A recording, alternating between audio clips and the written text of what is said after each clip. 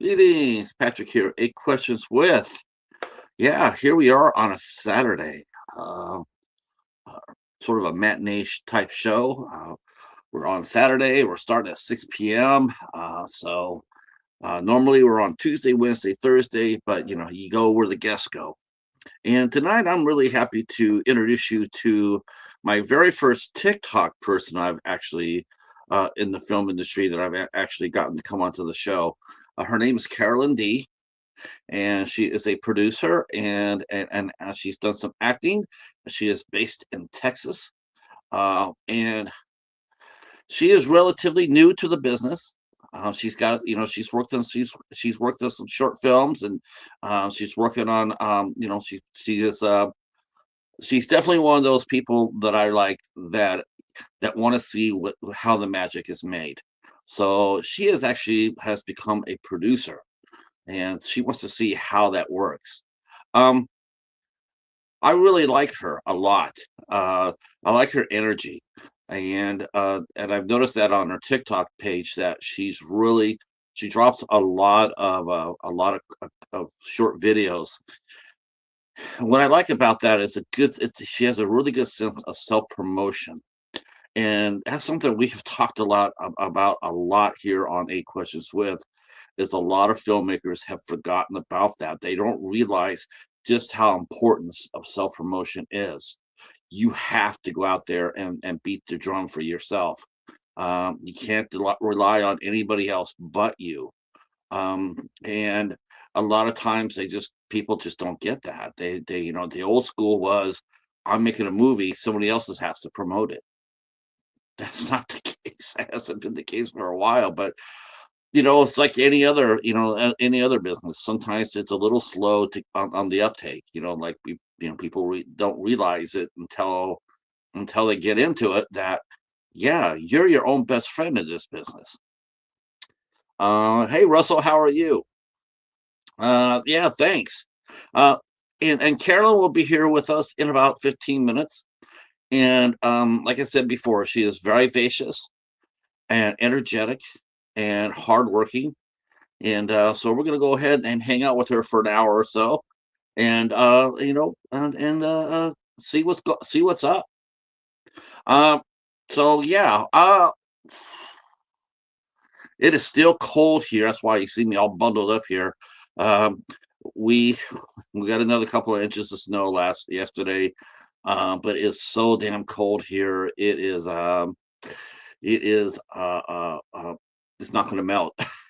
We're supposed to be in a deep freeze for about a couple of weeks. So any snow that we get will stick on the ground. So that makes it really interesting for the roadways. All right. Thank you guys for so much. Feel free to share us out if you'd like to. That will also help the show out a lot. I'm glad to see you guys just starting to come in on the regular. It took me a little while to get up and running again. But I think we're gonna have some good friends. Some good friends coming into the show. Got some new people to talk to. I got the calendar. Everybody knows I have the calendar. Um, and I'm taking this out for a run after the movie. I have not seen 20,000 Leagues Under the Sea, and I can't even remember when. I think I was just a kid. I think I was just like 8 or 9 when I saw it. I didn't know what year it came out in. I just remembered it being, because I thought it was color. I thought it was relatively new. I did not realize that it had come out in 1954. 1954. I got this at the library. I got this edition at the library, and it's a pretty good edition because it is packed with goodies. A lot of special features here from this release. So I definitely think this is probably one of Disney's early releases as far as the DVDs go, because they spent some time and money doing this. Now it's just like slap the movie on and sell it. That's even if you get a physical release. But this release was carefully thought out of, and there's like director's commentary to it. Of course, all the actors involved in it are long gone by now, so the historians will take over and talk about the movie. I'm looking forward to it. Um, I'm gonna have myself a pizza. I'm gonna pop open a little Dr. Pepper and go and hang out with a Captain Nemo. Uh, now I'll tell you what's coming up on the calendar. I know yesterday, as yesterday, you know, some of you know, you guys were here. We did a drive for our good friend Al Lucard, aka the Bat. Wow, I didn't know how well we did or didn't. Um, but I asked him today. I said, "Hey, did we push you over?" We didn't quite do that, but we gave him six new faces. I was pretty happy about that. That's actually a lot. Six is actually a lot, considering the folks that came through. Um, because everybody that came through were friends, and they know Al is, who know, you know, they know who Al is. I thought they already been subscribed, but this was just reached out, and we got him six heads yesterday. So very tickled with that. Yeah, gotta find Nemo. Yeah, yeah, that actually would be a good double feature, right? Or if you really were really into it, you could do Finding Nemo, then 20,000 Leagues Under the Sea, Finding Nemo, and then Finding Dory. um, yeah, it's not snowing here, Tony. It's not snowing here. Glad to say that. Um, we're supposed to get some on Monday though, and maybe Tuesday. Um, I'm just hoping they just don't bury. They always bury us in our driveways, so hopefully they won't do that. Because I'm getting out of the house tomorrow.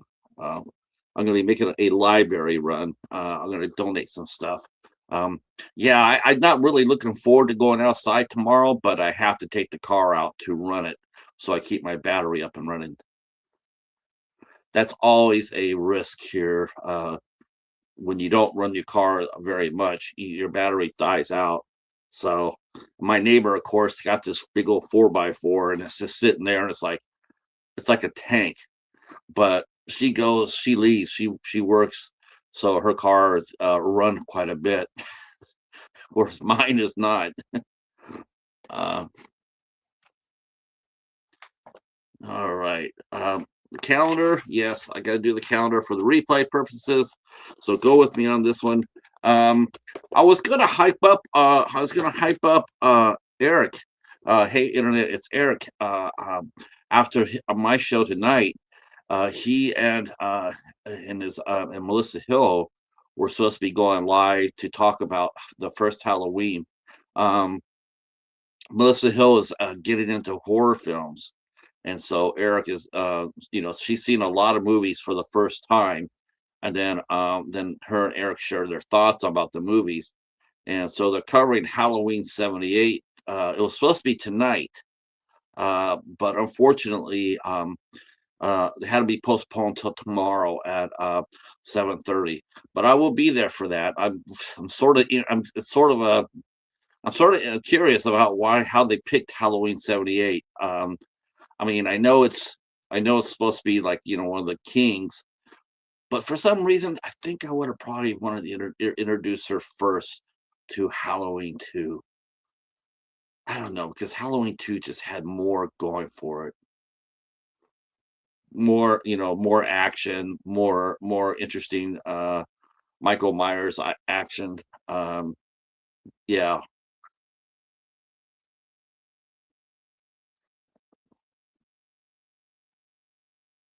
I don't know. That's a good question. Let me ask you guys that, since you guys here in the chat. So, what movie would you introduce somebody to if it was the first horror film that they're going to watch? Which horror film would you introduce them to? You're introducing them to. Which one? Which movie would you do a favorite, or would you do it gently, or would you do it, would you do it brutality, like, here, watch this, here, watch Martyrs for the first time, or all right, Russell says Night of the Creeps. I think that's a great first movie. because it has a lot of fun. It has a really good comedic tone to it as well. Good gore, but it's fun. That's a I like that one, Russell. See, I personally, I mean, that's the type of movie that I would introduce somebody to as well. And the only reason I wouldn't do Halloween '78 is because I find it so dry. It's not because it's scary or anything like that. I just feel it is dry. So I just think, to me, if I really wanted to go with somebody, I'd probably do Texas Chainsaw first, just because of the Gatekeeper, like this is where all these other movies came from. I mean, without Texas Chainsaw, there's no Halloween. And that is actually a movie I have never seen out in the wild. Never. I've never seen it out in the wild. I've never seen it at a store either, at a used used CD store. I've never seen it there either. Uh, Family Video never carried it. Nope, they never carried Texas Chainsaw. They carried the second one, um, which I saw at the theater, and God, that was sort of disappointing too, wasn't it? Other than that one kill, it was just sort of disappointing. But it's sort of like opened the door for this too. Like you can't really do super gory stuff with major studios and actors. I mean, you just can't really do it. Um, I mean, Dennis Hopper, even though he was still a star. I mean, he still was a name in Hollywood, and I think that's one of the reasons why I think it's the reason why that Texas Chainsaw Massacre didn't do more kills than they did in the second movie. But the first one they did was a doozer, that's for sure.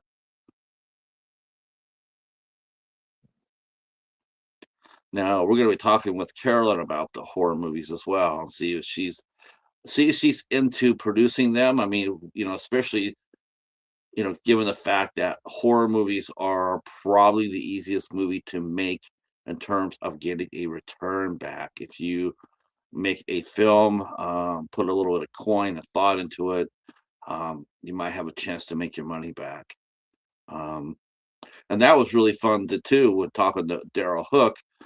That the fact that he got a distributions deal, and hopefully his movie will get picked up by one or two of the streamers as well.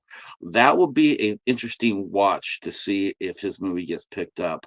Um, Personally, I think it'll be picked up in a heartbeat, considering that they've run movies by a lot less directors with a lot more experience, and their movies are horse crap. Daryl's movie is absolutely fun. I think people will watch it, and it's a type of movie that has a real legitimate chance of becoming a cult classic. I mean, it really is. It's like Wheezy Shark. You watch that movie and going like, "What the hell am I watching?" And but but you're not turning it off, right?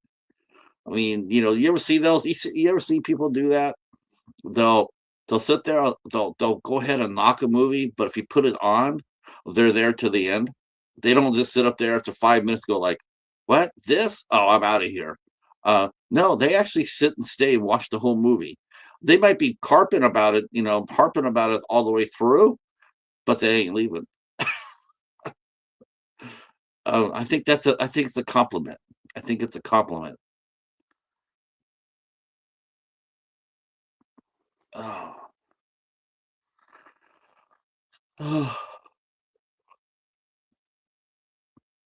I know what Steven means now. Let's see, what else can we talk about? I guess 28 days later, the Bone Temple is doing very well at the box office. It actually knocked off Avatar off the on Friday, as far as the biggest movie of the night. Though is expected to win the weekend. Um, I haven't seen anybody really talk about Avatar here. I mean, obviously people are because they're watching, going to watch it at the theater, but I don't really see or sense any real excitement around it. It's like one of those things where it's like, well, we got to go because we've already seen the first two. I mean, I could be totally off on that, but that's the impression I've gotten because I haven't seen anybody just step up and down and going like, you know, and saying, "Yeah, this is the best thing since since sliced bread." But I've heard nothing but praise for the Bone Temple.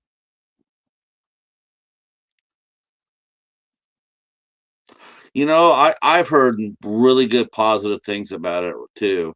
I haven't heard anybody say anything negative about it. It sounds really interesting. It sounds like they took a big chunk of A Clockwork Orange and dropped it in the middle of 28 years later. That I I mean, I guess the gang that's around there is they're all connected by calling themselves Jimmy. I know that the main guy, the main villain, is supposed to be after a different English person, James Seville. I don't even know who he is, but I guess he is a real person. But it sounds more like Clockwork Orange than it does anything else. And they say that Ray Fiennes gave us great. Ray Fiennes has been on a roll. Let's talk about Ray Fiennes for a minute. That guy is on a serious roll. Um, I caught the menu from last year or the year before.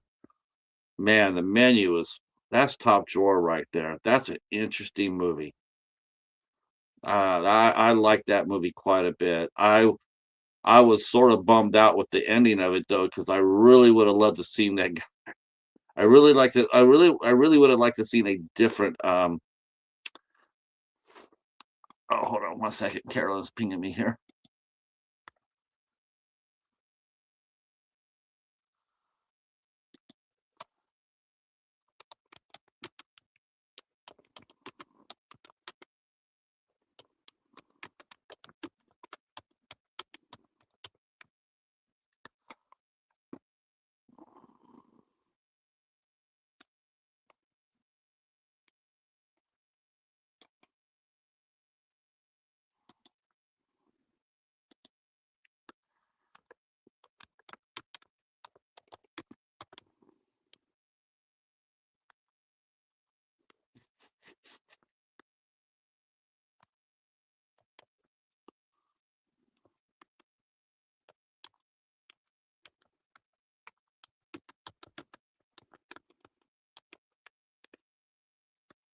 All right. Give me a minute here, boys and girls. I'm gonna go ahead and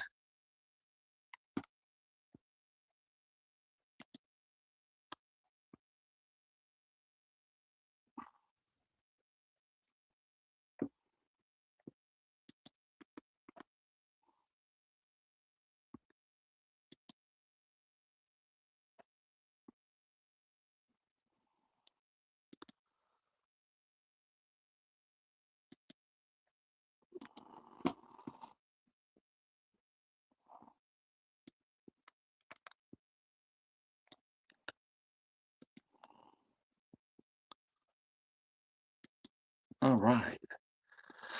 I'm just resending our guest the link.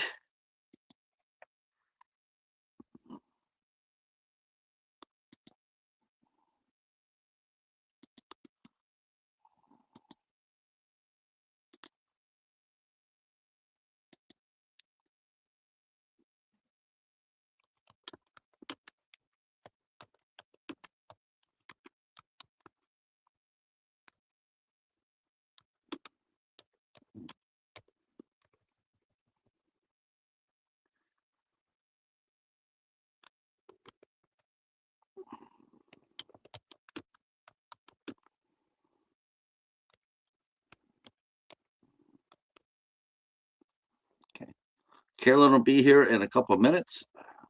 Uh,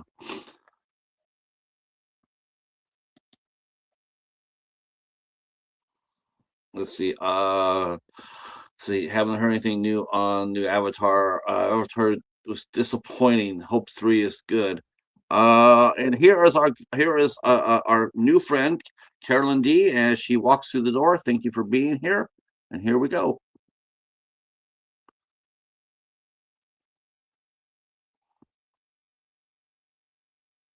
Greetings. Greetings. How are you doing? Good, good. We're talking a little bit about the movies over the weekend.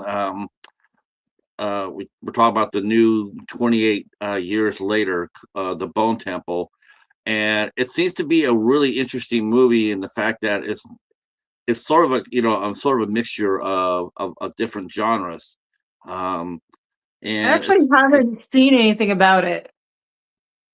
uh, it's doing pretty good at the box office. I mean, the last movie that came out did really well, and they greenlit this one, Mhm. and they wanted to do a trilogy. Yeah. So, and then I guess what I'm understanding is the very end of the movie, we see a character that is pretty important to the series, but we haven't Mhm. seen him since the first movie.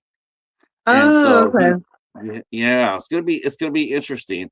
I've seen the first one, and the first I one. have not actually. It's a completely new like movie to me. I think I've seen the title of it somewhere, but I didn't follow up on it.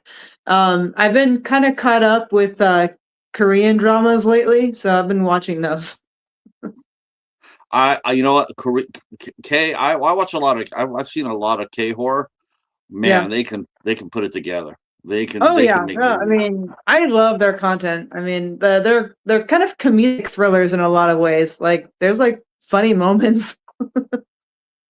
I let's see. So got the chat here. Let me go to the chat real quick. Russell saying hello to you. Our good Hi, friend Russell. Steve and his loyal dog. Whoops. Ah, I think she must have hit the button by mistake. Oh, there she is.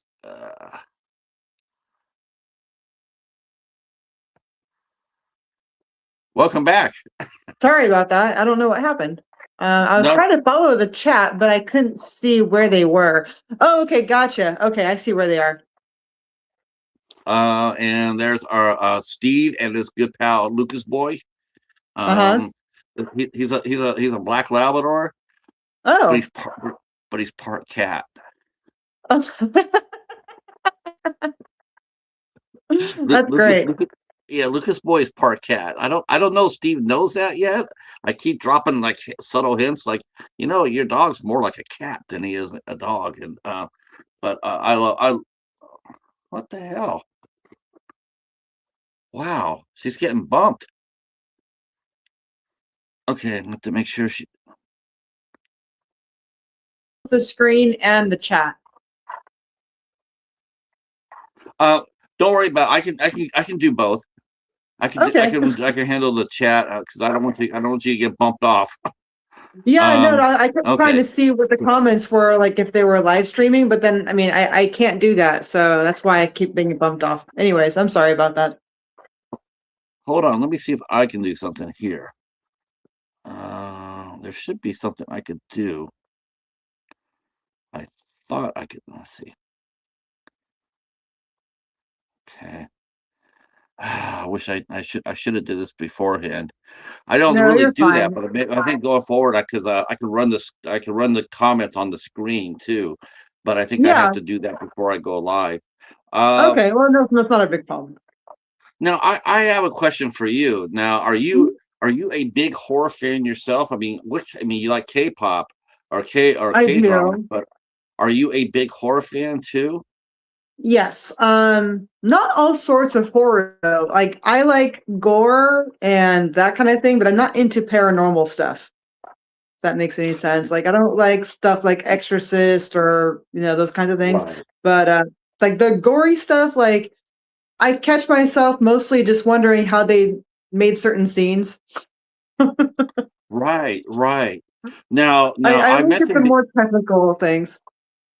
I mentioned before you got here, like you're a producer, Mhm. and it's pretty well known that for a lot of young producers getting into the business, one of the best things they could do is to do a horror film because they're probably the easiest movie to make and get a return out of.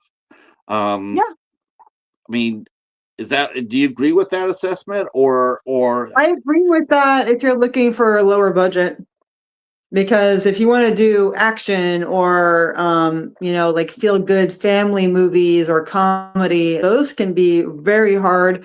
And it's a those typically require larger budgets, and you're not going to find financing if you're a newbie in the film industry because no one is going to.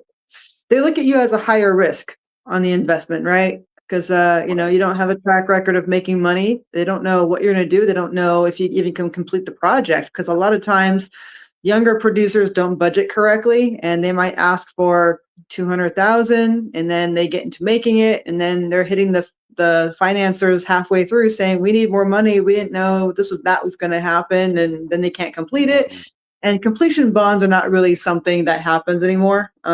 Maybe on some larger movies, but that's not really a thing anymore. So then the investors are out, and then no movies are being made, and then they just kind of fade away. And then so investors have learned really quickly not to get involved with that.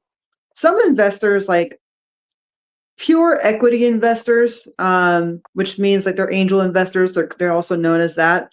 Like they just want to have their name in the movie business. They want to be able to say to their friends and pals, like, "Hey, I've been in the movie industry. Like, I funded this or that kind of thing." And they want their sister, nephew, niece, or wife in it, or something like that. And that's just how that goes. Steve mentions very interesting. Makes sense that funding risk is a big part of decision making, and never more so than now.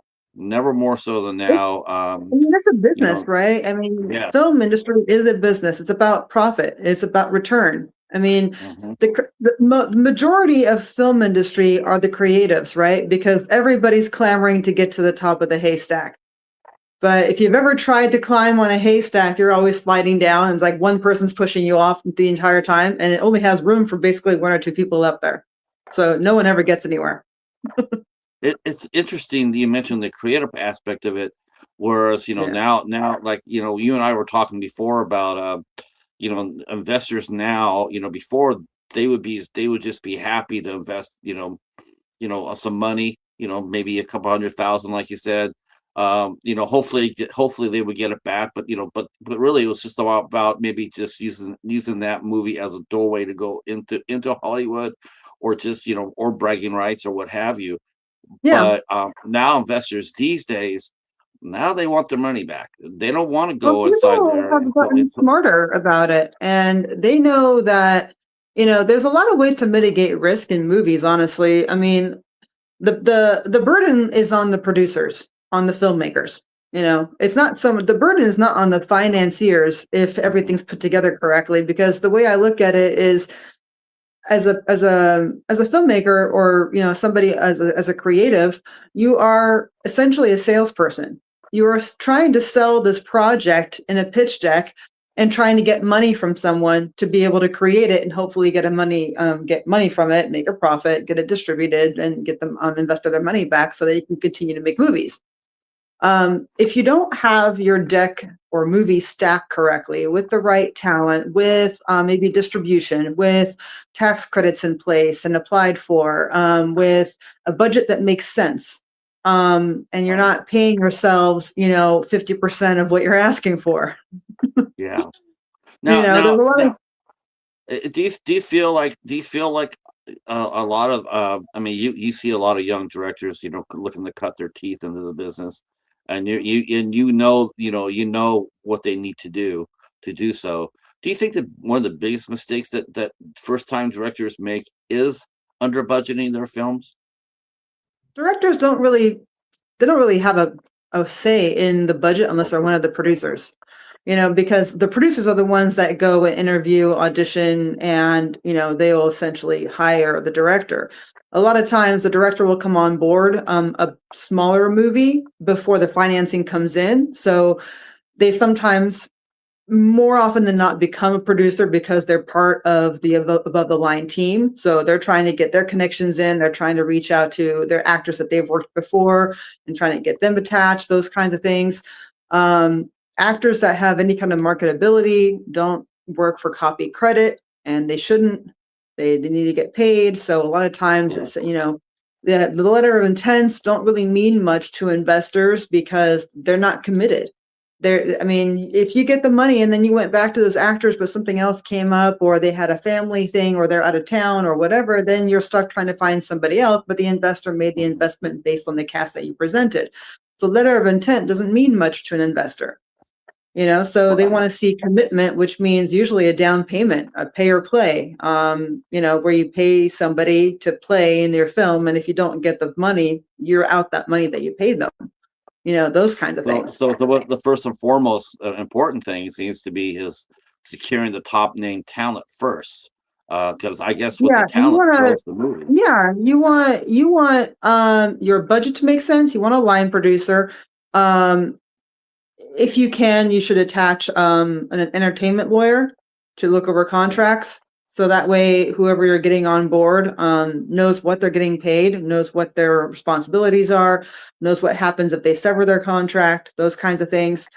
You should have an accountant, but a line producer will sometimes double as an accountant on a small budget film. You don't necessarily have to have that because smaller budgets don't require some of the teams that larger do, obviously, right? If you're building a birdhouse as opposed to a real house, how much of a crew do you need? Exactly. So it kind of depends on your budget and who your connections are, and connections are really currency in entertainment world. You need connections, and you need to put in the hard work and apply for grants. You can do crowdfunding campaigns. There's a lot of things you can do to get a little equity in the game, so that you can pay some of these people to do some of the preliminary work, or what we call development or seed money. Investors don't really do seed money anymore. Development, they either outright fund it completely, but they won't give you first funds to get things developed in hopes of you finding money somewhere else. Now, this is something we you don't hear too much about, but I think I'm glad you brought it up, and because I think it does apply to anybody on any level of project, and that is especially when there's money being paid out, and that is, you mentioned contracts. Get an entertainment lawyer to get contracts. I think there's a lot of independent of productions that don't do that. They don't know anything about contracts. I've seen so many that make no sense, or they're asking for too much, or they just don't understand what needs to be in them. And I'm not saying you have to be a lawyer or even hire a lawyer. It's great if you have the budget to do that. But small budget films, unless they get the financing, they're not going to have one in most cases. But you do have to have some sort of preliminary paperwork where you both sign on the dotted lines, accepting your role in the relationship and what they're accepting to do. So if you are hiring an actor that's not requiring prepayment, that they make themselves available, for the project, whether it be 1 day or 20 days of shooting. So if you get the money in, within a year, I will make myself available for this project regardless of what's going on. And you sign on the dotted line, that's like you're committed for a year. So, if they get funding and it's 9 months down the line, they finally come around and they say, okay, yeah, we're ready to go. We've got pre-production done. We're going to fly you on set in a week, and then you'll be here for 5 days or 20 days or 1 day, whatever the case may be. And if you have another commitment or an engagement, then, then you've lost out on that gig and they don't have to pay you anything. And, you have to return the money if they paid you anything at all to sign. Depends on every contract is different. Yeah, especially the part about the year. I would definitely tell my talent though, like if you go inside there, do not put yourself on the line for a year. I would say put it on, because the burdens shouldn't be on the talent. The burden should actually be on the production. to Right. sit there and try to But the lock somebody production down to for a find year. right, but the playing devil's advocate as a producer, and especially independent producer, a lot of people can't find funding within 90 days. It's Right. just not Oh, it's not in today's world. They have to go through so many loopholes, and maybe they'll get a piece of the funding and then they have to find more money, and then they're running in circles, and then by the time they do find somebody else, the first person who gave them money decided not to do it because it took you too long to find the money. yeah. It goes around in circles forever, and then the talent is kind of waiting around. So unless the Mm, talent is a bigger name and they can afford to say no to work, you know, sorry, but the actors that are right. looking for work and want to do something, then they're going to be on the hook for however long the producers need them to be so that they can pitch them with the correct names and they don't lose the talent, because then the producers look like idiots. So, as a producer, break this down into steps. I mean, let's say you got a brand new project sitting right in front of you, Carolyn, and so how do you break it down? I mean, do you go ahead and let's say you got $2 million budget? That's what you're aiming Mhm. for. So, Yeah. what do we do? What do we do to set ourselves up for the best chance of success for a $2 million budget? How does it go first? Does it go talent first, and then the does it go Okay, construct? so I'm on the finance side. So usually I get projects that are already somewhat stacked.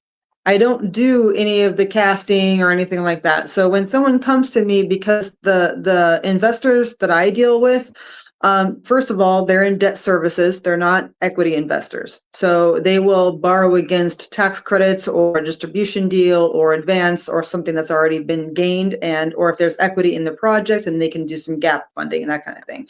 They are not equity investors per se. So when they come to me, my first question to people that I vet in general is, well, do you have any equity? What do you have? You need at least 25% of the budget before I can even make an introduction. Wow. So in that case, for 25 would be they need to show $500,000 50,000. before you They go to needed the next step. $500,000 in equity, or at least, I mean, I have some wiggle room. I can, if it's a $2 million budget and they say they have three or 4,000, 100,000, right? Okay. They have tax credits and maybe they're in, I don't know, Georgia, which is, I think is at 33% this year or something like that. Right. Right. Okay. So qualified expenses, which is everything that qualifies to be in the Georgia state. So if the script writer is in LA and wrote it there, that's not part of the cost. If someone else did something and they're in a different state, or if, whatever the case may be, there's qualified expenses and some that are excluded, right?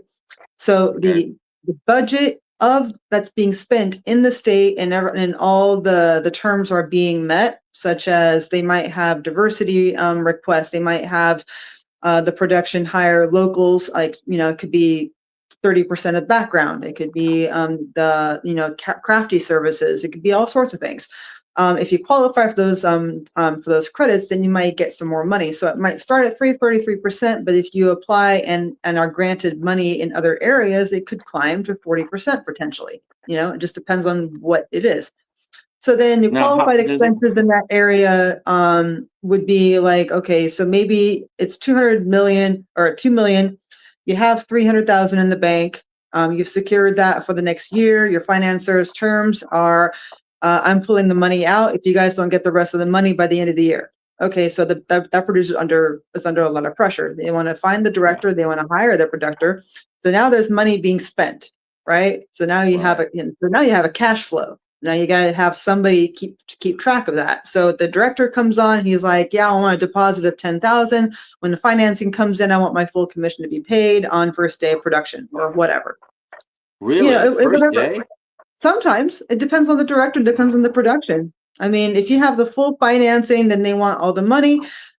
Depending on the contract, if the producers say no, you can get half up front, and upon completion of the project, successful completion and distribution terms have been met, then you'll get the rest of the pay. Because then distribution comes in and says, "Hey, if we sign on this, we need a completed project by May 1st." So you have to have you're done. You have to have your director on board with that they have a shoot schedule, that they have a DP that can meet those terms, that your sound is going to be there, that if you have music, licensing, that you have all this stuff Oh. ready to go before. Man, music really the music license takes a big chunk, doesn't it? Oh, For a lot of no, it for really depends on the connections you have. Personally, my investment group, they actually one guy started in music back in like before I was alive, like forever ago. And so he started in like Sony. So he started with managing musicians. So he still has a lot of contacts in the music world, so he can get a great deal and get that for productions if they're looking for that. But most indie films will look for original score, and they'll do free music. There's tons and tons of playlists you can choose from. You don't really right. necessarily need licensing unless you're looking for Sweet Home Alabama and you want to spend 50K on that. Yeah, please don't, please. I can't. Yeah, I love. You can always tell an independent movie from a non-independent movie based on just the score itself. As soon as For sure. every independent movie has the same type of music. I mean, it's there every movie. Yeah. Really folk rocky, acoustic like. It's not really. It's the same thing. It's the same. It's the Yeah, same but type of that's, music. Yeah, and that's what screams budget issues. If a good movie can really be done for a small amount of money if they know what departments to spend the money in. right. Because the actors are one thing, but if you have good actors in a horror film, for example, you don't need A-listers. It's a horror film. No, no. You The horror. you don't need Cameron Diaz or or whoever or any of these names that No. you see floating around. You can get horror actors or scream queens as they're known as, or whatnot. They have a few movies under their belt or whatnot. There's some popular names in the horror film that the horror community will know just by their name, right?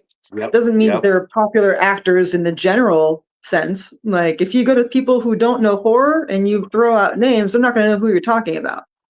But Exactly. I follow a lot of horror communities online, and I've been in horror movies myself. So we all it's a very small community in the film world, It but really it's is, kind isn't of it? it's a built-in audience, meaning that you make a horror film, you are going to have a following no matter what, because horror people, or I guess in any genre, they'll support whoever is doing work in the indie world because everyone knows the stress and the challenges that come with it. So there's an immense amount of support, and they'll go and watch it. They'll share your links, they'll share your trailers or your movie posters, and they'll do shout outs constantly. And that's just in the social media realm. But horror, I mean, there's a really big audience for it in a general sense. And timing of the release obviously is a big deal. You want to release it, a month or two around Halloween, right? If Yeah, it's you try to like, do that. if it's a type of horror that takes place in the summer, like I know what you did last summer, then you can release it in the summertime. If it's a Valentine horror, you can try February.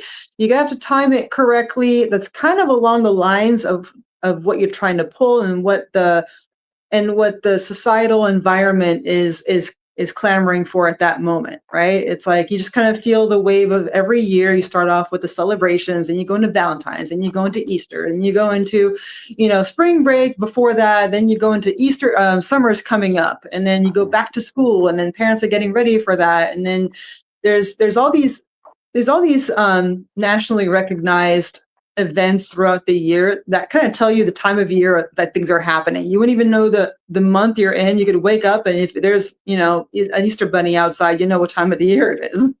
Exactly. Exactly. So you can kind of, Same yeah, thing for the movies. I mean, movies they yeah, release based based on the time of year. right. Sometimes sometimes someone will take a chance and they'll throw out a movie in the wrong time of the year, and they'll Mhm. gamble to see that, hey, maybe I can do something a little different here with that. And next thing Yeah, you know, that's what sometimes happened.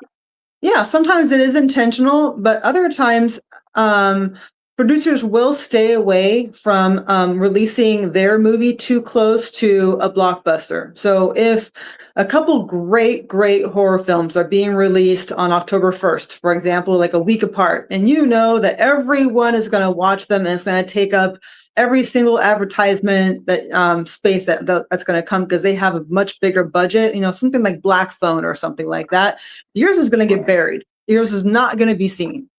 right? So Yeah. you have to kind of time it like, okay, you have a lot of funny comedies, family oriented things coming around the holidays, the horror stuff is gone. If you have a scene that maybe has anything to do with Christmas, I think of Gremlins, and like the Christmas lights and stuff, whatever. Like remember when they tied up the dog in that scene? So that's kind of, it became kind of a Christmas thing. You can release it around then, and then people who are looking for horror are not going to be bombarded with 15 choices. They're going to be like, "Hey, this Now, one's coming." now, do you think? I mean, going in, with our $2 million movie. Now, do you think, and it's funny, we still read about how, theaters are closing down, they're losing screens. I think they do that because they just don't put enough different movies on top. Everybody doesn't want to go and just see the same type of movie over and over, but yet there we are. Like, there's no Yeah. theater that will take a chance on anything. It's like, if you invest in an independent movie with a young cast of unknowns, Hmm. that's an investment for a movie theater to me. To me, Yeah. it's like Yeah. you want to do that. You want to bring somebody up there that nobody else is doing because you know what? When the next time they make a movie, what they do a movie really well, they're going to come to you too. They're going to come to you first. Like we want to put our movie in your house. We're going to make the terms of that showing. So we both make money. But it seems like every theater is it's either feast or famine. It's like it's either the superhero movie or James Cameron or nothing. And Yeah. yet there's 20 good independent movies that have a budget that even have names to it, and they can't even get inside the theater. Well, there's a couple of different things happening there in as far as theatrical distribution. A distribution company that says they're going to distribute your film, they'll tell you things like, oh, Hulu, Voodoo, or we can find you a little space maybe on Prime, and those have like Hulu has better return. Prime, I wouldn't even look at. I think it's like 6 cents to the producers on the dollar or the minute spent watching or something. Like it's negligible. Hulu has better profits for the film goer, um, but or the filmmaker. Theatrical, it costs distribution money to put them in theaters. And for a low budget, they're not going to be too keen on doing that just because it costs them money and it's ultimately their return, right? So if the filmmaker is asking for that, they can probably get selected theaters, right? They can probably get like 10 theaters or something to show it for a week or something. And that's part of the deal that distribution makes for them. But then distribution might ask for more money or more rights of the movie or something like that. Like distribution will get their money back one way or another, basically. So they have to make a smart decision as to like what are they going to agree to. They're going to tell distribution, no, we don't want theatrical after all, because then you want, not 30% of the take, but you want 45. But is this something? Is it a calculated risk? Like you take someone like Yeah. Damien Leone, take Damien Leone, Leone. He came out with Terrifier. Hmm. Now, initially, Terrifier came out just solely on DVD. It came out on DVD, but the word of mouth, and the word of mouth was so strong, and then it got a limited theatrical release and kicked ass. Yeah. It's like there's something like, okay, we're gonna gamble on this. We're gonna, but the theaters are they have their fingers to the pulse. They get it that people are talking about this. They Yes. look at the news, they look at the trades, what have you. It's like this is a movie that maybe let's put it in our theater and see what happens with it. Well, look Well, what that's what Terrifier happened. did. Terrifier tested the market before they put it in theaters. They probably waited for offers to come in because they knew it was going to be good, or they waited to see how good it was. Once it got a buzz going and people started talking about it and people started taking notice, I'm sure distribution either contacted them or they contacted distribution, however it happened, and they said, look, this is doing really well. We need to put it more availability. We need to put it out there more so that more audiences can see it. So then that's how, demand creates the supply, but Yeah. in a case where you've made a movie and you don't have a track record, or maybe you've done one or two that maybe 100 of your friends have seen, but you need to make money. Like you're trying to make money and you're trying to make more films as a filmmaker. That's ideally what people want to do. You have to. I just feel I feel the same. I feel the same way. And to me, it goes back to what I said before. It's like, you gotta, some of these theaters, they gotta be more welcoming. They gotta take a chance, like to book an independent, and not necessarily just horror, but they gotta take a little risk too. Like it shouldn't be 100% on the filmmaker, because eventually the theater will make money. So, The to thing me, it's is, like that's why you go in hand with them, saying, okay, I'm going to bring your movie in for 2 weeks in our chain. Here's the goal that I want you for the box office. If you can hit, let's just say our $2 million movie, if you can hit $10 million or 15, 20 to 15, 10, 10 million. If you hit 10 million, we'll extend it a week. If you hit 15, 20 million, we'll extend you 2 weeks. And then that's enough, because horror movies, horror fans generally shoot their wad the first week. That's it. After that, then it goes down. yeah, But some movies do not. Like Terrifier, it got strong, long legs. Though I wouldn't necessarily call it a true indie, but it also increased. Skinner Marinick, same thing. yeah, Word of mouth, put it in, and it just blew the hell up yeah. because somebody gambled on it. Somebody sat there and said, And you'll find theaters that will do that. And I'm not "Yeah, saying everywhere, but you will find theaters that do that.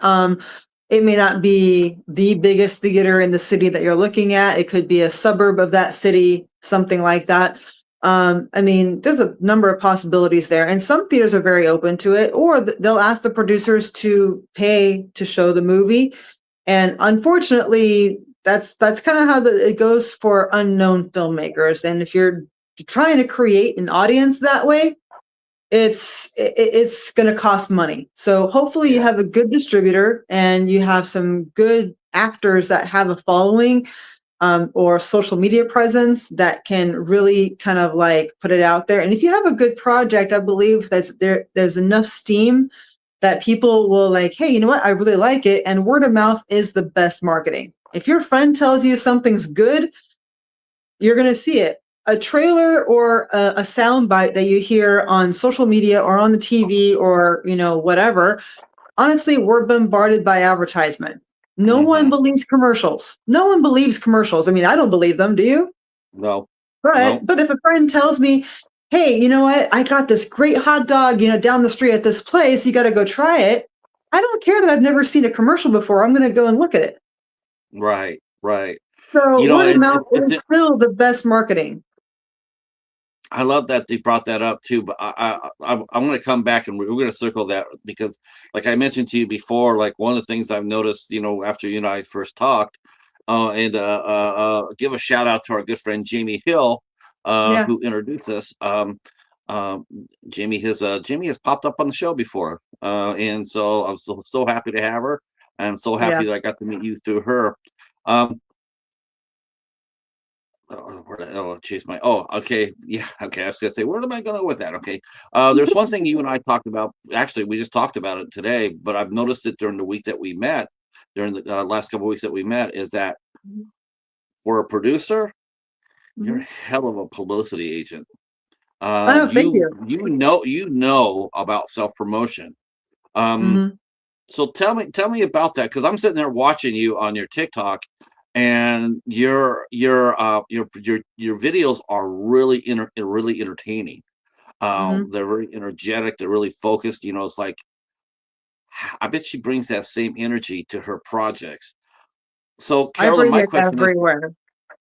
well, tell me about what your point of view is on promotion and self promotion. Tell me your feelings about that. How important it is. How do you generate it, and how do you maintain it? Hmm. That honestly, that's a question that is not easily answerable because Just I want believe your point of promotion is view. it's very important for anything that you're trying to get an audience for to have promotion, right? Whether it is somebody promoting for you or you hire a company to promote for you or whatever the case may be. Self-promotion is quite different. And I think when you're talking about my content and I get little followers here and there, I don't have a lot of followers by any means compared to some people, but I have I have kind of like I have an I don't give a fuck attitude, honestly. I really do. It's in my DNA. It's just I wasn't born this way. I was somebody who cared a little bit too much growing up, in my teens or whatnot, and just school of hard knocks. It's you cry or you learn to laugh. And my sense of humor became really became really, really thwarted. And I think that's part of it. And also, I've always had a sense of confidence about myself. Like, I don't let people's judgments or ideas of me hinder who I am. Like, it doesn't really bother me because I just know who I am and I know that I'm not everyone's flavor. That's just, I mean, nobody is. Yeah, there are Right. there are some people that are more palatable over a broad spectrum of personalities, and then you have people that like me, where I'm kind of like a love me or hate me kind of person. Like, I'm very blunt, I'm very direct. I might not always say the most PC things or the most palatable comments. Um, if you ask me what I think, I will tell you, and I don't care if I hurt your feelings, because I feel that you can't walk on eggshells. You just got to be who you are. And I never Yeah. say things maliciously. I never say things to be hurtful, but if my opinion differs from somebody who I'm talking with, or if my humor is a little bit, I don't know, it's rubbing somebody the wrong way, or I'm offending somebody, or if I just have a serious dialogue with somebody and their opinion differs greatly from mine, my only my only thing is I really just want to know what you think, and I want to ask questions, and I want to share my humor with the world, and I have a little bit of that want to be shocking. That's just part of me. I'm a little bit of a ham, so I like the attention. I like to kind of put people on edge, and it's a personality trait. I didn't make that up. I didn't construct it from nothing. It's just there. You know? Right. Yeah. But So I just think that energy that you have, I'm just thinking about pitch meetings, going aside and meeting financiers or angels or what have you. And I'm Mhm. thinking to myself, honestly, you're the type of person I want. You're the type of person Mhm. I want on my EM50 project. Um, Yeah. you know, yeah, because I want that energy. I want that enthusiasm. I mean, I don't want a cynical person coming in like I don't want anybody like me coming in cynical, Right. a little bit Well, I bitter. mean, I'm a little bit I of a want you to cynic. come in. I want to come in and like this is we got a kick-ass story. We got a great cast. We're getting all you could go out there and just sell what they Well, say, sell you're ice to an you're empty to an empty you're what describing a salesperson, which I am a salesperson in my real life. Like, aside from producing, that's what I do. yeah, but but the producer you're selling. You're making the Yeah, pitch. I mean, you're Yeah. always selling something. Everybody's always selling something. I don't care if it's their job or not. They're selling themselves. Whether they're on a date, whether they're on a job interview, whether they're making a new friend, or what have you, whatever interpersonal relationship you are having in that given moment, you are selling something. Whether you are selling the idea you want to be their friends or you don't want to fucking ever see them ever again, you are selling that across, right? It's an expression, it's a self expression. It is, Right. hey, I want to see you again, or I don't even have to tell the person if I don't want to see a guy again on a first date. He's going to get the message loud and clear, and I don't have to say a word. Now, have you been in a meeting? Like, have you ever been or met any financiers or what have you, where it'd be easy? A lot of times everybody really wants to say, how easy it is. You always hear about them, like, oh, we got together over lunch and everything came together and we all rode off into the sunset happy. But have you ever been inside of a pitch where it's like you just know the person's just all wrong for all the wrong reasons, All the and time. but you still got to try to make the pitch anyway. I don't, How do you maintain that? To maintain your cool to try to I, get what you need for the project. I don't do that, honestly. If there were times I did that in my younger few years, I was always like kind of gung ho about anything that came my way. Now, if I don't believe in a project or if I don't think they have the stuff to get it going, I'll just tell them like, look, you have the start of a good project, but you're missing this, this, this. You need to strengthen this idea here. Your budget doesn't make any sense. Why are you paying this department this much when you have this much going over here? You have to make it make sense. If they don't know how to do contracts, if they have nobody on contracts and they're just saying, yeah, I can call my actor friend and he'll be in it when I call them. I'm like, that's no one's going to give a shit who you can call. No, they want to see it on paper that they're committed to this project if you get the funding in the next 90 days or what have you. Because it's business. It is not, this is not about making best friends. This is not about making friends. Yes, it is about networking and making the right contacts, but you also have to leave people behind that are slowing you down, that are not bringing anything to the table, or they're not willing to work hard if they don't know anything. You have to have those three things. I mean, anyone's trainable if they're willing to work hard. But people who bring nothing to the table and they're just hitchhikers, they're on the project, but they're not really bringing anything to it. Just get rid of them and don't have them. You can stay friendly, but just tell them on a professional level that you're not going to be working together. Right. But you have to be strong enough in your own decision making to do that. And you have to have a personality that's okay letting people down. Yeah. Because everybody naturally wants to be liked. I mean, whether they openly admit that or not, but we all have that. We all have that trait that we all want everybody to like us, but it doesn't always happen that way. But that's not the same thing as being honest to somebody's face. I mean, like, everyone wants to be liked, but you are literally entering a business that, 98% of the population of that business are not successful in, right? But you want to be just coming in, not bringing anything, or if you do, then it's not bringing anything of value. You just want your name on the screen.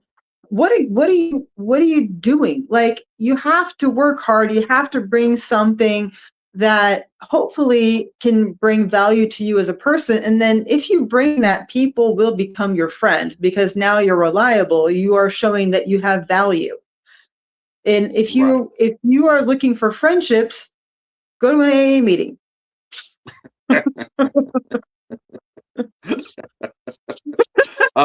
So tell us about how you got into the business. Now, I also know that you said you've done a little bit of acting.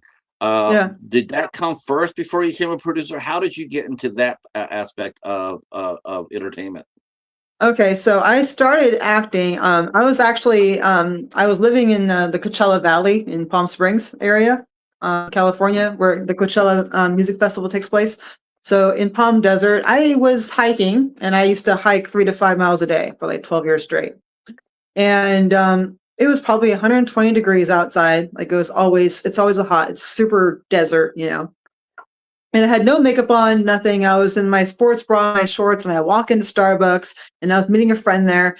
And this old guy is standing there in a corner just checking out people in line. And I kind of scoped him out, and I was like, this guy's weird. And I just kind of turned my head, and then I was, waiting for my friend to get there or whatever. And my phone was having trouble connecting to Wi-Fi because I was trying to do the app on the scanner. And he comes up to me and he's like, do you do movies? And I just looked at him and I said, no. Because I was thinking like, well, some kind of snuff film or something. And I was like, no, you get away from me. Right. And he's like, no, nothing crazy, nothing weird. I'm just asking, do you do movies? And I said, no, I'm a bartender. Like, what do you, like, I'm a student, I'm a bartender, because I was putting myself through college at the time. And this was only about 9 years ago.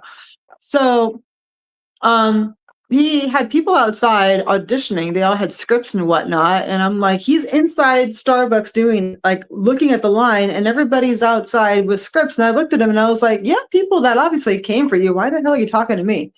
And he's like, no, you just have the look that I want, et cetera, et cetera.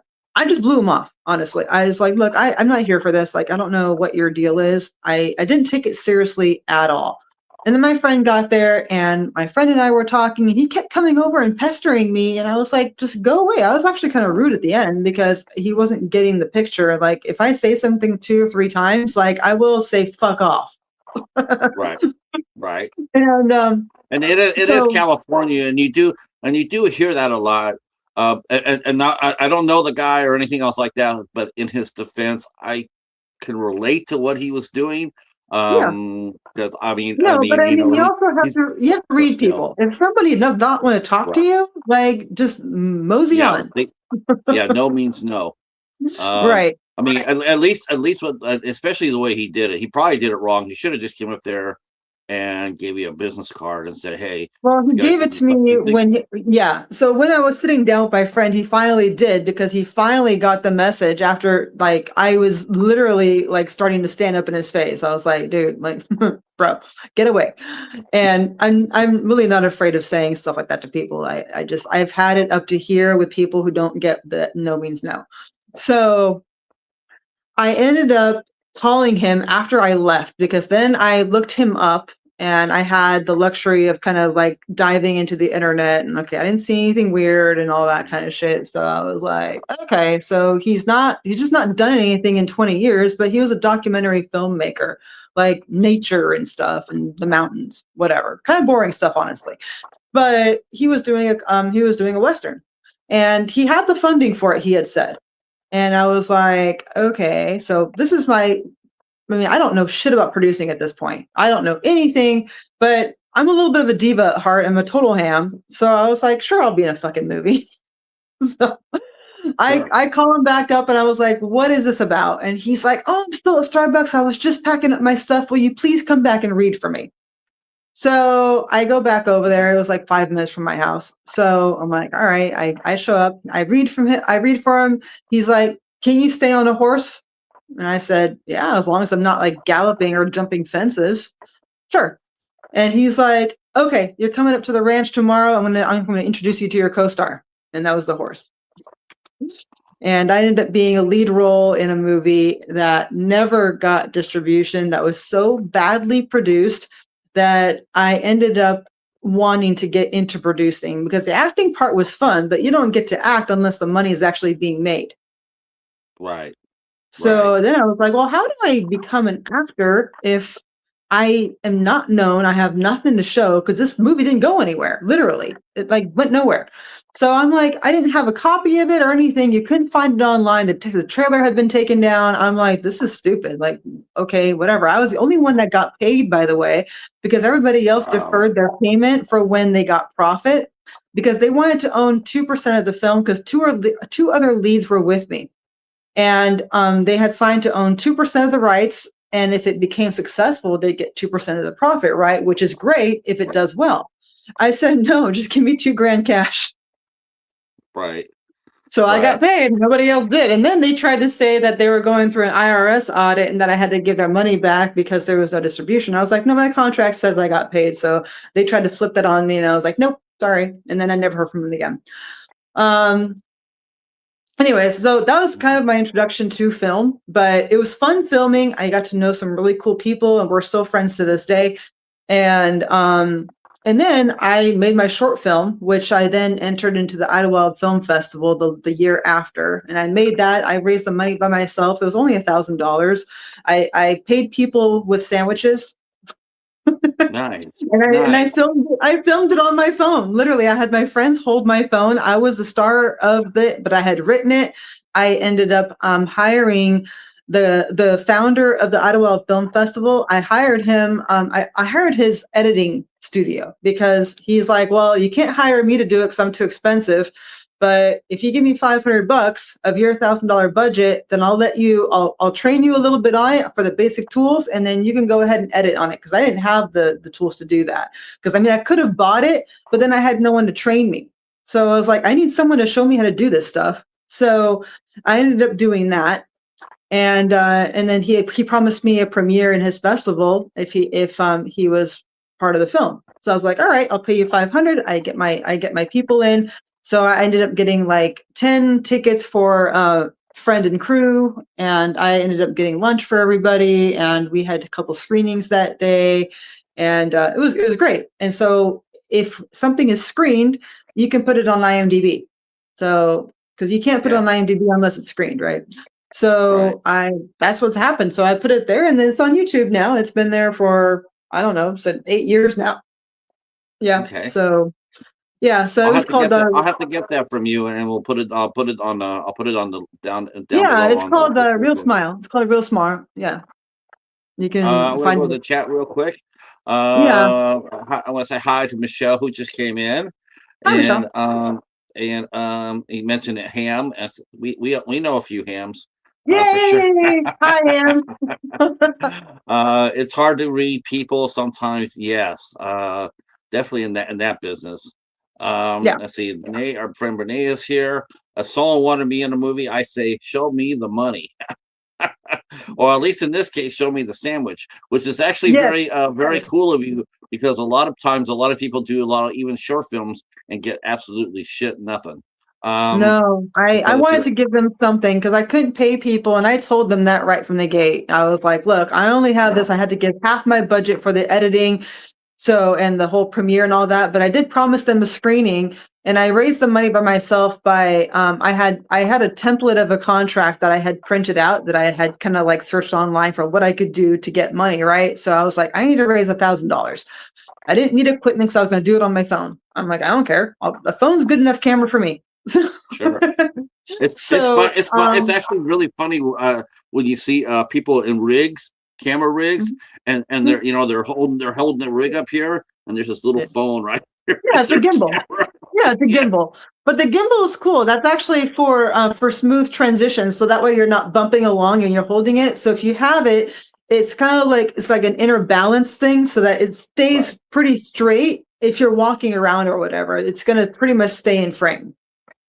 Yeah, because you're so used to seeing the big, the big cameras and everything, Oh yeah, the boxy and things. then you see Yeah. a guy, you see two guys, one guy, so the guy won't trip.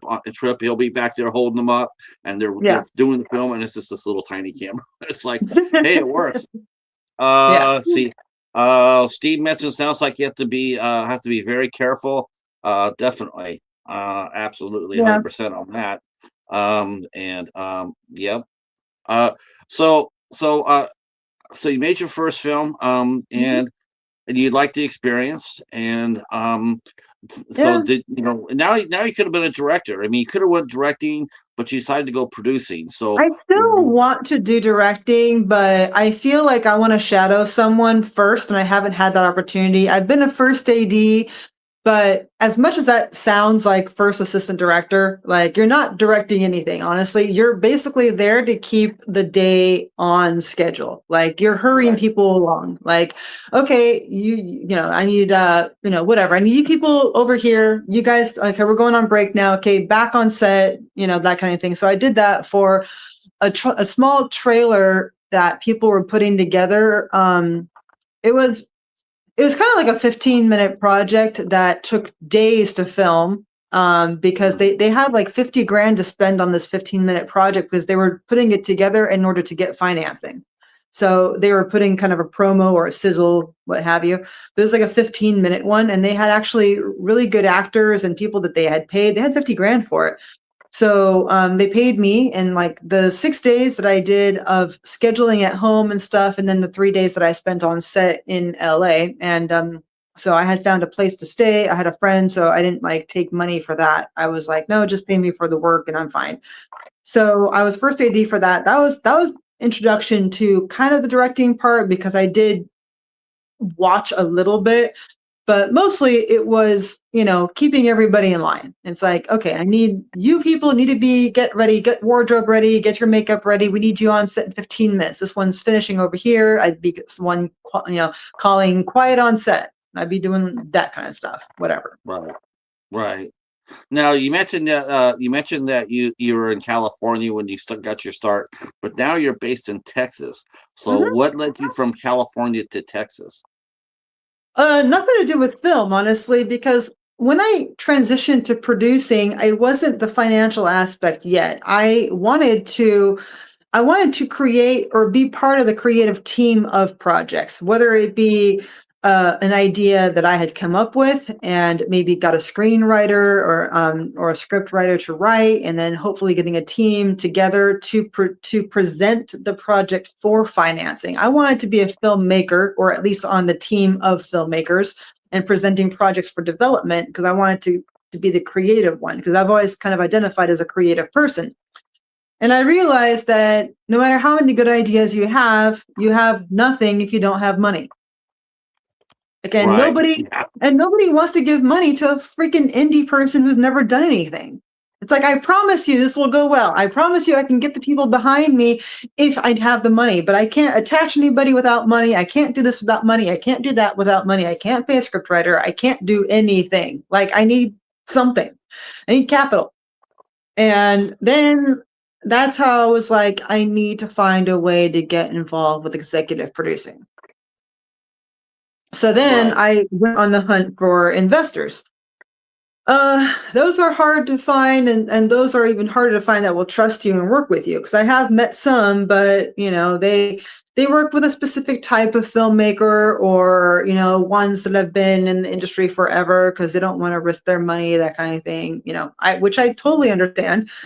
And I ended up working as a producer so I met these people at Toronto, I think on a Zoom call or something, and they had a distribution outfit, or they're kind of distribution brokers. So if they sign on a project, then they'll help you find distribution.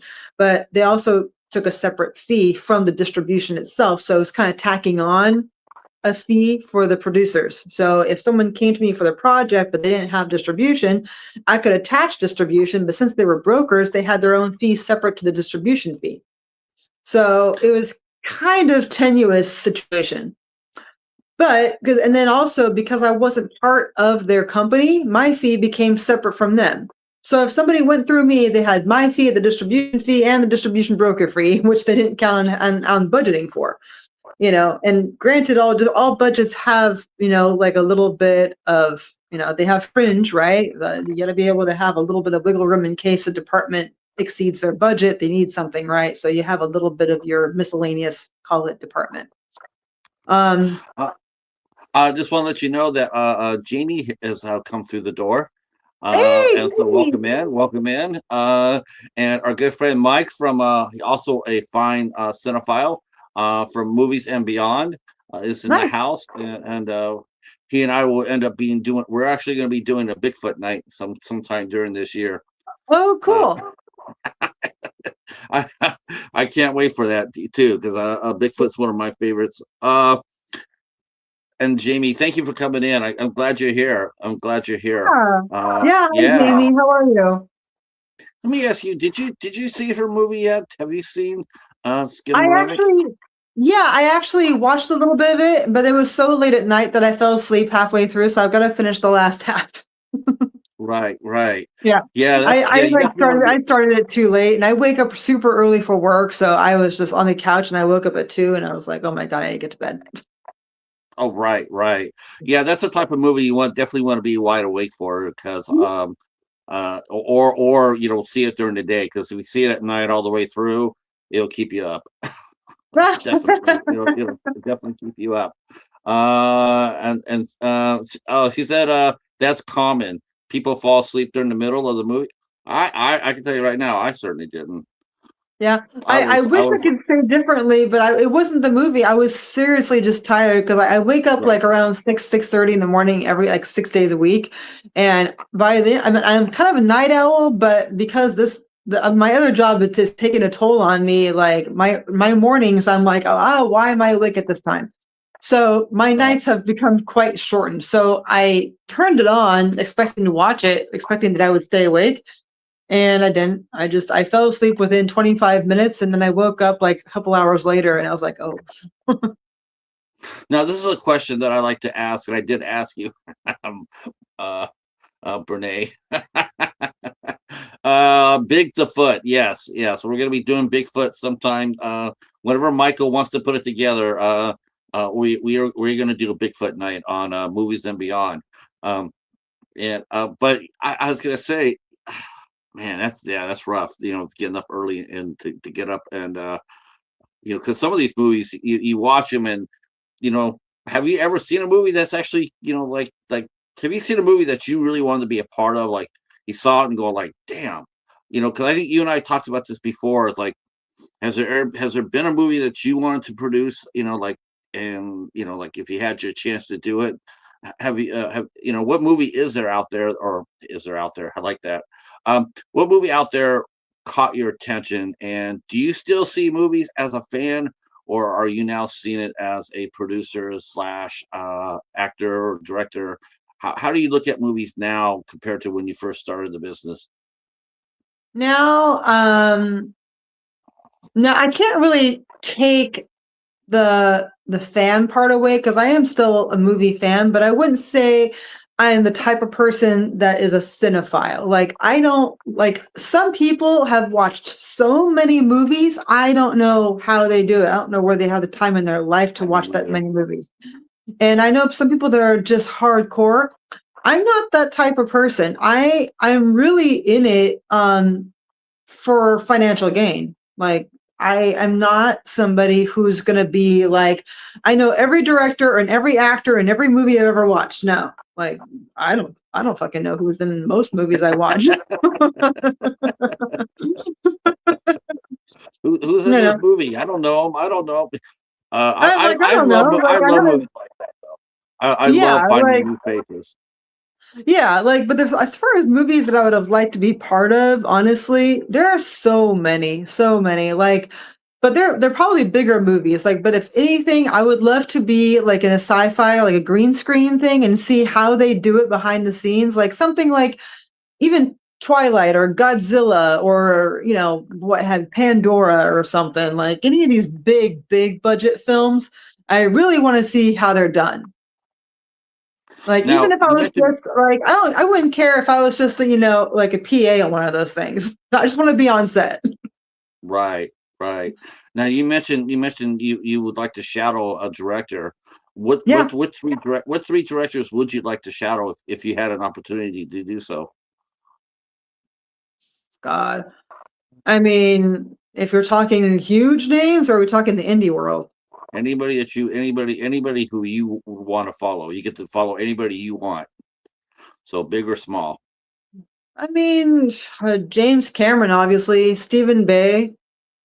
Um, trying to think who else. Oh God, what's his name? Shoot.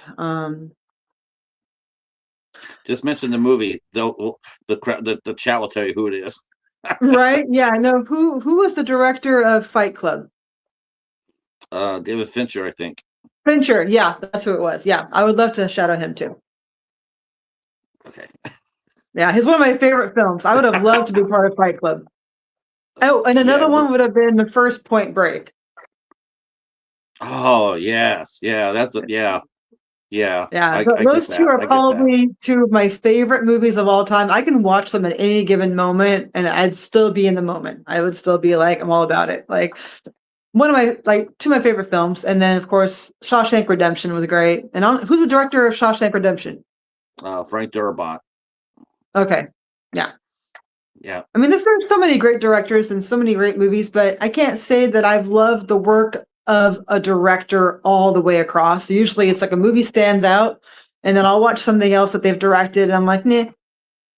But it could just be the Right. content that I'm not relating to or I'm not connecting with. Not that they did a bad job, but I yeah, I don't know. Like my taste depends on my mood and it depends on what I like in general. I like suspense, I like thriller, I like action. I don't like Yeah, you rom-coms mentioned you too didn't like much.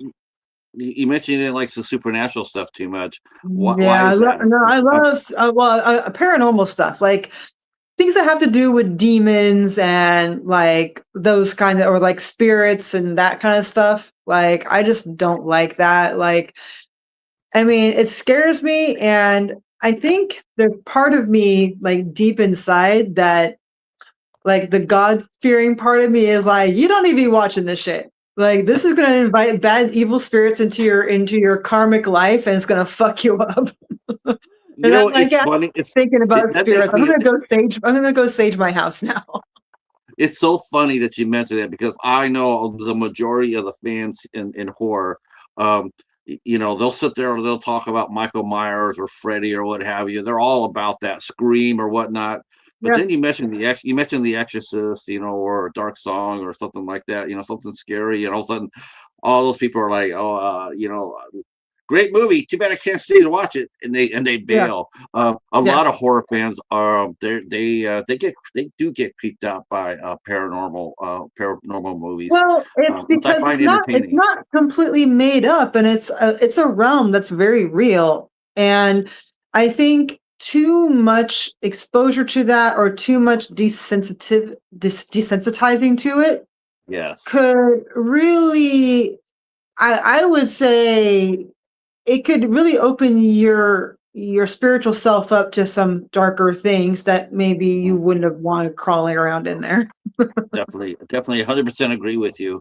I'm Yeah. opening up the chat now. If you have any questions for our guest, Carolyn D, feel free to drop them, and we'll go ahead and ask Carolyn, and she'll answer them to the best of her most capable ability. Um, Mhm.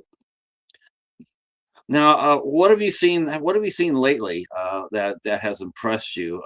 Like, like you're sort of like now the Impressed me? guy. You're sort of like that guy in Starbucks now. Like now these Yeah. movies, you're responsible for casting and whatnot. So, what do you look for, like in a director? If you have to hire a director, what are you Well, see, I looking don't for? do the hiring, so I'm the person they come to once they have the package ready to go. Like, okay, we have 25% equity, have this director attached. These is our top talent, and we need the rest of the money to get the top talent, right? But But isn't your voice that kind of important thing. though? I mean, you get input, but you do get input into what direction they want to go to, right? Well, yeah, I mean, they obviously have their comparables and those kinds of things, and then they usually have a little bio by the directors and the producers and things that they've done before, any accolades they have, if they've won any awards, what they're currently working on, if they have any education in film, or if they're just piece their career up from scrap, like a lot of people do, which honestly, one way or the other works, you know. It just depends on the individual. Some people want to go, they want to major in fine arts, and the other people just do like I did and just, scrape up the knowledge somewhere and just try to make the pieces fit. Right, right. I don't really Let's see. have favorite directors, honestly, for the types of projects that I see. Typically, they come up to me with names I've never heard of before. So I have to like, okay, who are these people? And then I'll just go online or go to the IMDb.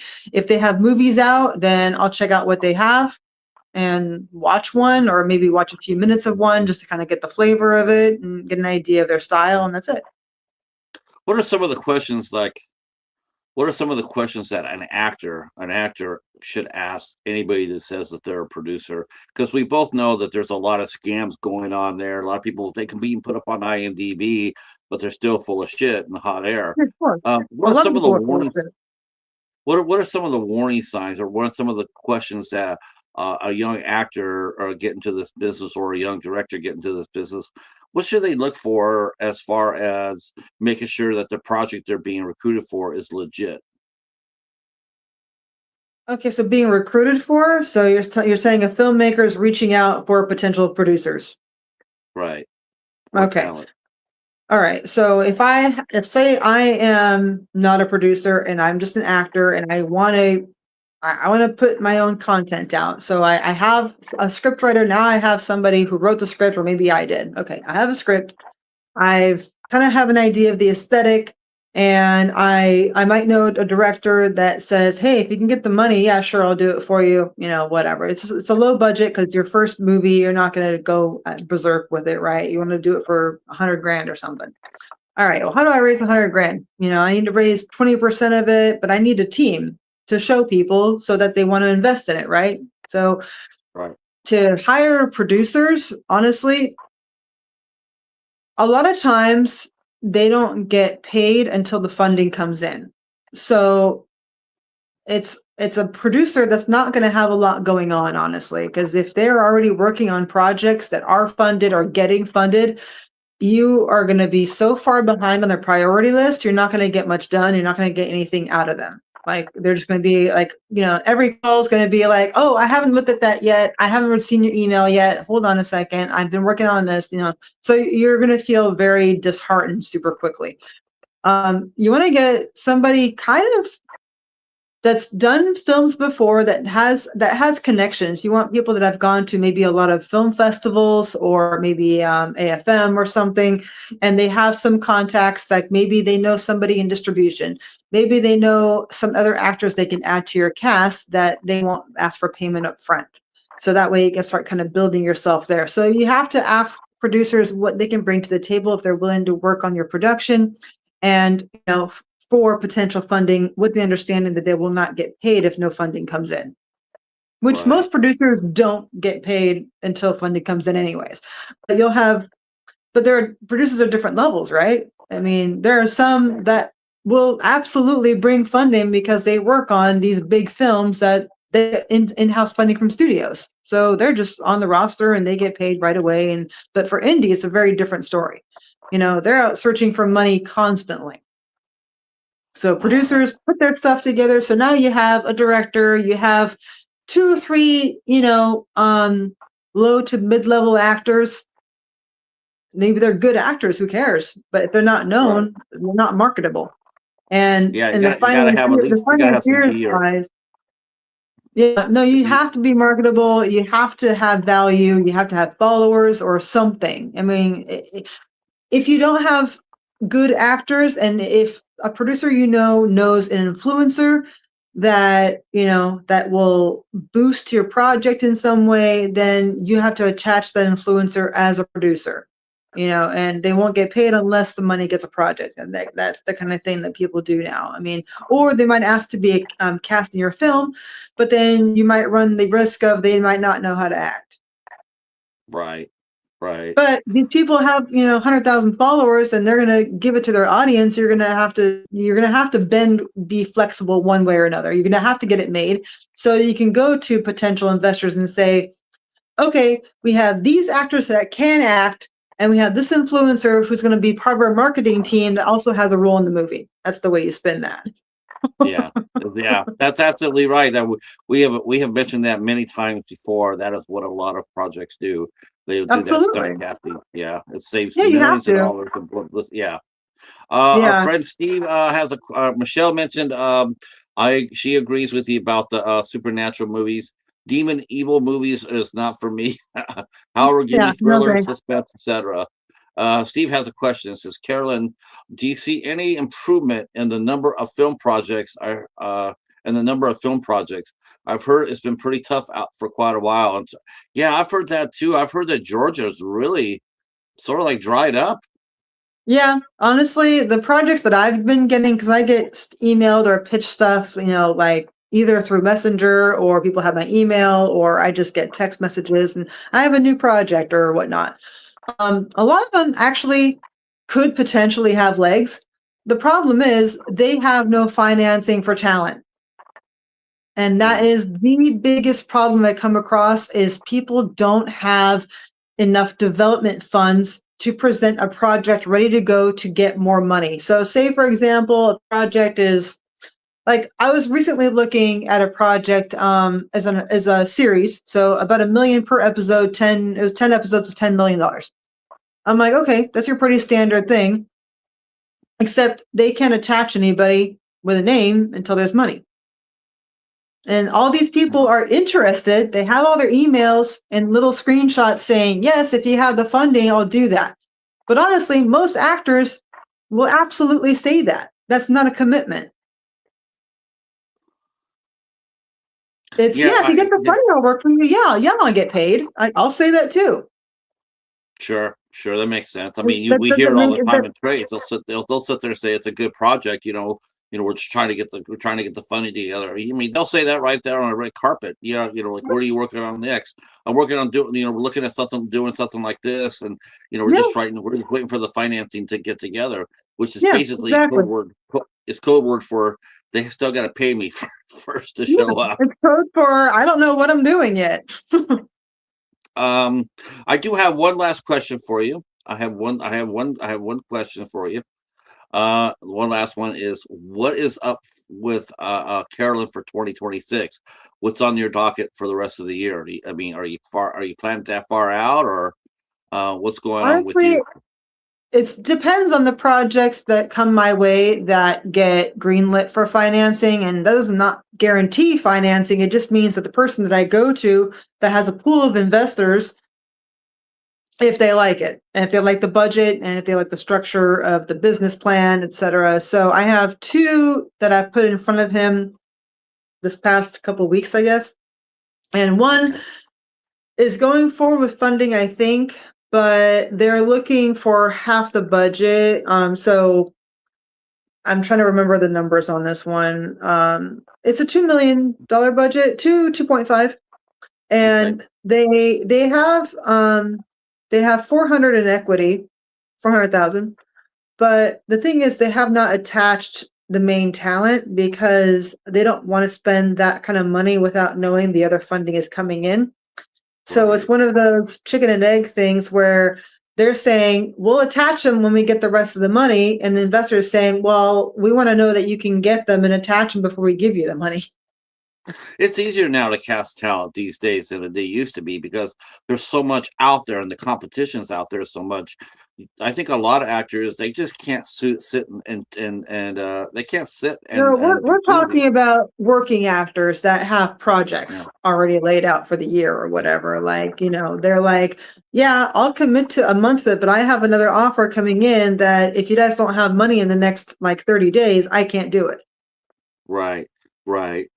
So I guess you have to make up a list, a cast list, and like, who do Yeah. you want first? Who do you want second? Who do you want third? Mhm. Who's your fourth, fifth, Yeah, and but the third one? investors don't want to see that. So then it becomes a game of, okay, so we can write you an LOI for funds based on approved talent. So that means that they have to approve of the talent. So then the producers have to go back to their talent pool and say, okay, the investor is saying they will fund if they like the talent. So we need you to sign on this saying you will do it and go back. And if they like you, then we get the funding. But then if the investors don't like who you have, they have to run back and get more talent. And it's back and Right. forth and back and forth. And it wastes a lot of time. And not having money is not fun. It really No. isn't. Not for anybody involved. Not for me, not for the financiers, and not for the filmmakers. Nobody's having Right. fun because everyone's just circling around trying to mitigate risk. Yeah, yeah.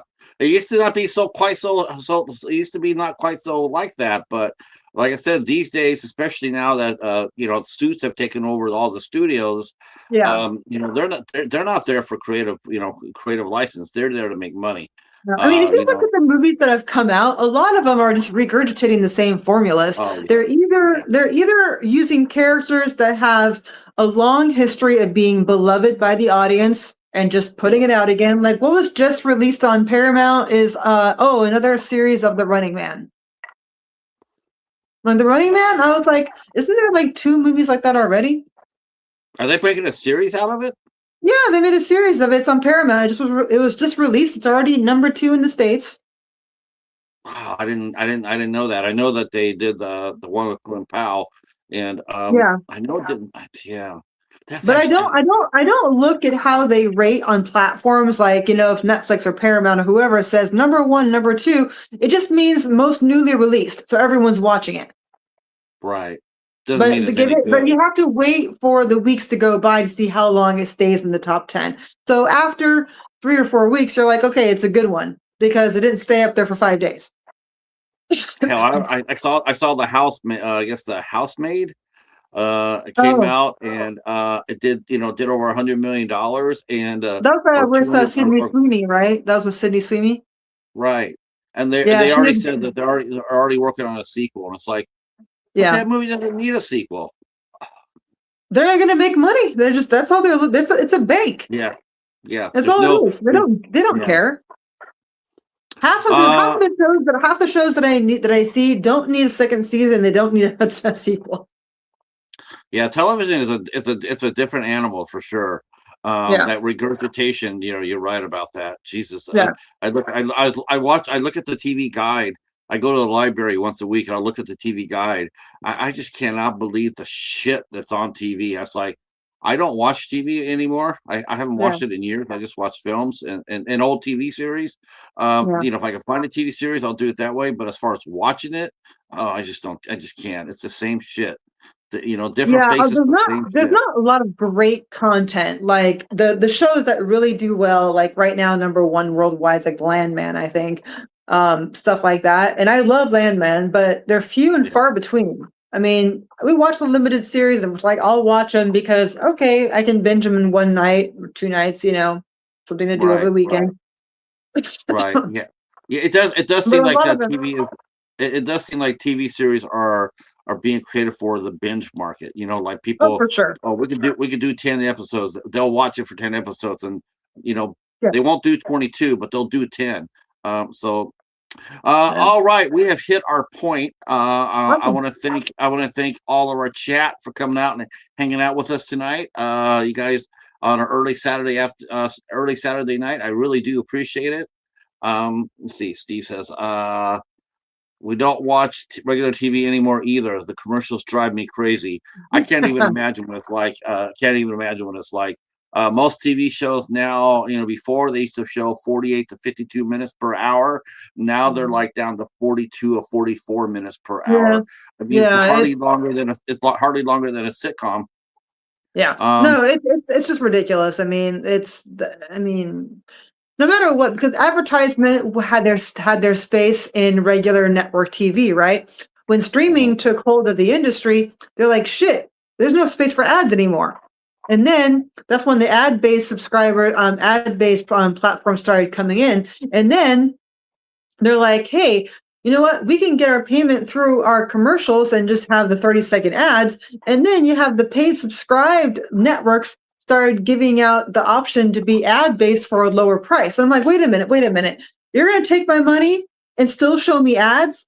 yeah, Like yeah, I mean, streaming became a thing because there was no ads. It was like yeah, I can watch something in peace and not be disrupted with Tide commercials or freaking Tampax or mac and cheese. I don't care. right, Like no, I don't care yeah, about freaking what a palm olive dish soap. Like I want to get through my freaking show and I can go to the bathroom. I'll hold it. I can watch my 45-minute show and then I'll go to the bathroom. But I don't want to be interrupted in the emotional investment of a show. It's you're going through the ups and downs of where the director and the actors want you to go. You're following this. It's an emotional investment if it's a good show. So you're following the whole temperature of the room and the actors and what's happening in the scene, and then you're bombarded with fucking Skittles. Like fuck off, dude. yeah. I don't like it. I know a lot of people don't like it. I know a lot of people have jumped.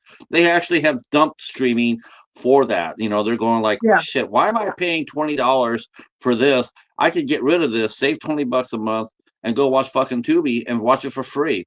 They might have ads But in it, but yeah, it's but still Tubi has free. ads. And Tubi has Uh, ads. so let's see a couple more comments here. Yep, Netflix did that. Steve mentioned. Yep. And Brene saying, let's see, Steve mentioned, thanks to us. He enjoyed this conversation very much. I did Cool. too. I'm glad that you guys all showed up for this. Yeah. Um, Thank you. and I didn't even touch one part of this interview, but I did that on purpose because I want to save it for your next time come through. Okay. See, Russell mentioned it's the Running Man remake that just hit Paramount Plus with Glenn Powell's. Okay, so the movie just hit Paramount. But yeah, but Okay. you know So what? But I wouldn't be surprised. Honest to God, I wouldn't be surprised. He's saying that there's no TV series yet, Well, the thing, because 'cause I just saw the ad for it. I was catching up on Landman actually before I interview, before the podcast. So I saw something and I was like, I want to check it out. And when I clicked on it, I could have sworn it said 10 episodes or something, but I could be mistaken. I don't know. I know he's doing a second season of Chad Powers. That's supposed to be coming out later on this year. But I again, don't follow that. I don't know. I That didn't there's understand too that. much. I thought that was actually a perfect thing come in, do 6 or 7 episodes, and out. Yeah. Because it's really all it is. It's a one-trick pony gimmick. It's like, Yeah, it is. okay, okay, you told your story, you can't get any more out of it, let it go. But no, Yeah. they're making another one. It's like, okay, well, doesn't matter. Just release Yeah. it on physical media. But All the right. cool thing about streaming that I like is that it has made international content a lot more accessible because I do Yes. enjoy a lot of foreign stuff. Yes.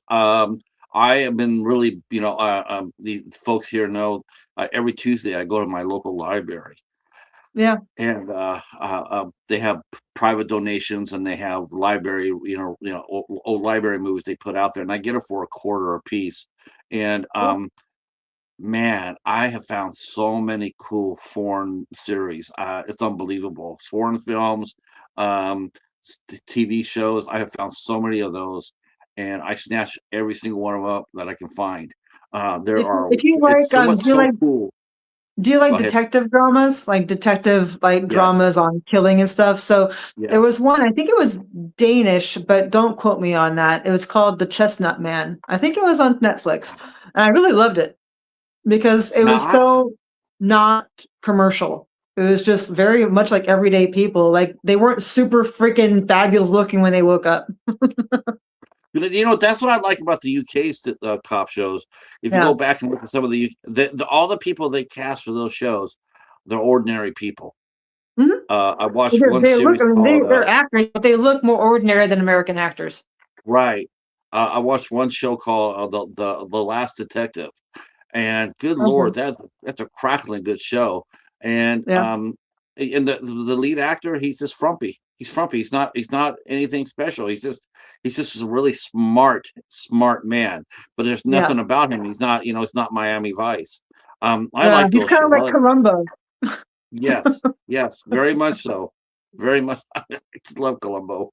All right. I So love him too. next week, on the 20th, I'm going to have you hang out with me while I do the calendar. Next week on the 20th, we have film critic Christy Newton will be with us on the 20th at 8 p.m. On the 22nd, we are bringing in Deathmatch, Hall of Famer Madman Pondo, and he'll be here on the 22nd at 8 o'clock. We're going to be talking all about deathmatch wrestling.